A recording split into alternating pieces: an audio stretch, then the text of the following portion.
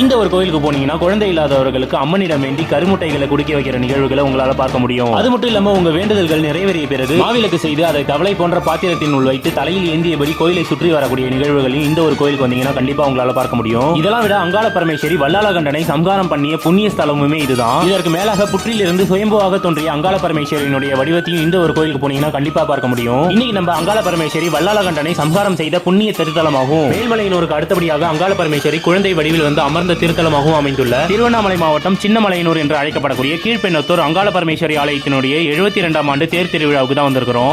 வருடம் மாசி மாசம் நடக்கக்கூடிய இந்த தேர் திருவிழாவில் லட்சக்கணக்கான பக்த கோடிகள் கலந்துகிட்டு இந்த தேரை வடம் பிடிச்சு இழுப்பாங்க. இது ஒரு மேல்மலையனூருக்கு நிகரான சின்னமலையனூரா திகழ்ந்துகிட்டு வருது. இந்த ஆலயத்துல பிரம்மாண்ட திருப்பணி நடக்கிறதுனால இந்த ஆலயத்துக்கு போனீங்கன்னா உங்களால முடிஞ்ச பொருள் உதவியும் பண உதவியும் மறக்காம செய்து பாருங்க. இன்னும் பல சக்திகள் வாய்ந்த குழந்தை பாக்கியத்தை தந்து அருளக்கூடிய புற்றிலிருந்து சுயம்புவாக தோன்றிய கீழ்பெண்ணத்தூர் சின்னமலையனூர் அங்காள பரமேஸ்வரி ஆலயத்துக்கு மறக்காம ஒரு முறையாவது போயிட்டு வாங்க.